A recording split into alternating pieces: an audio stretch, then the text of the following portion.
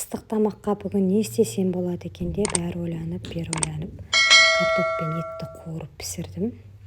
Алдымен май құйып, жуамызды сарғайтып тұрып, әдемілеп тұрып қуырдым.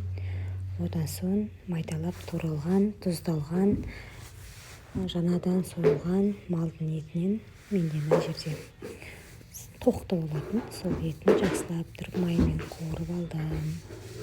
Бетін жауып қойдым. Одан соң сөйтіп қарасам, суы тарқылып әдемі болып пісіп жатыр екен.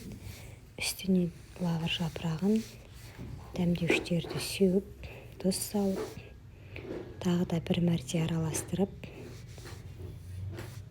осылай кішкене бір кесе су құйып, бетін жауып, тағы да бір 5-10 минут қайнатып алдым. Одан соң картопымды ашып, ірі қып турап, оны да еттің үстіне орналастырып, үстіне дәмдеуіштерімді сеуіп, бір пиала суымды құйып, бетін жауып, баяу отта бұқтырып пісіріп алдым, бір 35 минуттай. Содан соң уақыт өткеннен кейін қарасам, жұмсақ бұлпылдап тұрған әдемі картопым дайын болыпты. Оны арнайы ыдысыма салып, отбасыма ұсындым.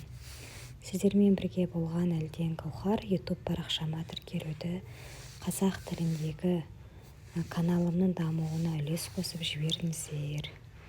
Келесі кездескенше аман-есендікте болайық.